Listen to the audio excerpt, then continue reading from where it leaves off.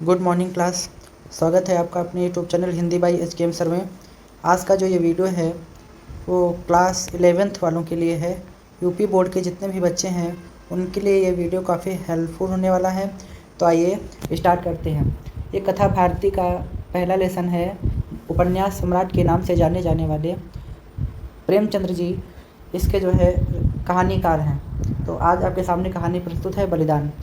Heading डालिएगा बलिदान कहानी का सारांश। फिर उसमें आप लिखिएगा बलिदान कहानी। यहाँ से बलिदान कहानी जमींदारी के दिनों की एक काश्तकार किसान गिरधारी की कहानी है। कहानी का नायक कौन है? कहानी का नायक है गिरधारी।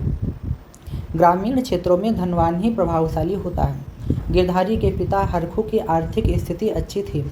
उनकी 5 बीघा जमीन कुएं के निकट अर्थात पास खाद पास से लदी हुई मेड़ बांध से ठीक थी। उनमें 3-3 फसलें पैदा होती थीं। समय बदलता है, हरखू बीमार पड़ जाता है। 5 महीने कष्ट भोगने के बाद ठीक होली के दिन उसकी मृत्यु हो जाती है। गिरधारी ने बड़ी धूमधाम से पिता की अंतिम क्रिया कराई। कुछ दिनों के बाद जमींदार ओमकारनाथ ने गिरधारी को बुलाकर कहा कि नजराना देकर ज़मीन अपने पास रखो, हम लगान नहीं बढ़ाएंगे। उस समय नजराने में कुछ पैसे दिए जाते थे। वैसे तुम्हारी ज़मीन लेने के लिए गांव के कई लोग दूना नजराना और लगान देने के लिए तैयार हैं। नजराना 100 रुपये से कम नहीं होगा। गिरधारी उदास हो जाता है और निराश होकर घर लौट आता है। वह सभी विकल्पों पर सोचता रहा किंतु 100 रुपये की व्यवस्था करना असंभव हो गया। 100 रुपये उससे बहुत हुआ करते थे। 10-20 रुपये भी उसे बहुत हुआ करते थे। तब जो होना था वही हुआ।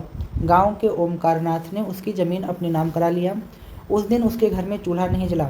ऐसा लगा उसका बाप हरखू आज ही मरा है, आज ही उसकी मृत्यु हुई है। वह अब तक गृहस्थ था। समाज में मान था, मर्यादा थी। अब उसे मजदूरी करनी पड़ेगी। कुछ ही दिनों में उसके बैल भी बिक गए और उनकी चिंता उसे अपने से अधिक थी। बैलों के चले जाने के बाद वह अंदर से टूट गया। रात को गिरधारी ने कुछ नहीं खाया, चारपाई पर पड़ा रहा। सुबह उसकी पत्नी ने उसे चारों तरफ ढूंढा किंतु वह कहीं नहीं मिला।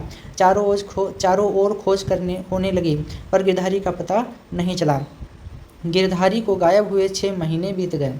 एक दिन उसकी पत्नी सुभागी, गिरधारी की पत्नी सुभागी ने देखा कि गिरधारी बैलों के नांद के पास से झुकाए खड़ा हुआ है। सुभागी उसकी तरफ बढ़ी तो गिरधारी पीछे हटता हुआ गायब हो गया। इसी तरह एक दिन सुबह अंधेरे में कालिका दिन उर्फ कल्लू हल बैलों को लिए हुए खेत पर पहुंचा और बैलों को हल में लगा रहा था। अचानक देखा कि गिरधारी खेत की मेड़ पर खड़ा है। वह उससे बात करने आगे बढ़ा। गिरधारी पीछे हटने लगा और पीछे वाले कुएं में कूद पड़ा। कालिका दिन हल बैल छोड़कर चीखकर गांव की तरफ भागा। सारे गांव में शोर मच गया। कालिका को गिरधारी वाले खेतों में जाने की हिम्मत नहीं पड़ी। कालिकादीन ने गिरधारी के खेतों से इस्तीफा दे दिया क्योंकि गिरधारी अपने खेतों के चारों ओर मंडराया करता था। अंधेरा होते ही वह खेत के मेड़ पर आकर बैठ जाता है। कभी कभी रात में उसके रोने की आवाज़ सुनाई पड़ती है। वह किसी से ना बोलता है और न किसी को छेड़ता है। लाला ओमकारनाथ जो कि गांव के जमींदार हैं वो बहुत चाहते हैं कि कोई इन खेतों को ले ले, किंतु लोग नाम लेने से भी डर लगता है। गिरधारी ने खेतों के लिए अपना आत्म बलिदान दे दिया।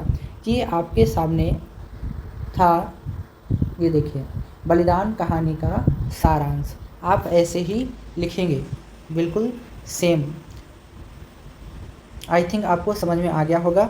Okay, thank you class. Comment section में कमेंट करके ज़रूर बताइएगा कि आप को कितना समझ में आया है। Okay, thank you class.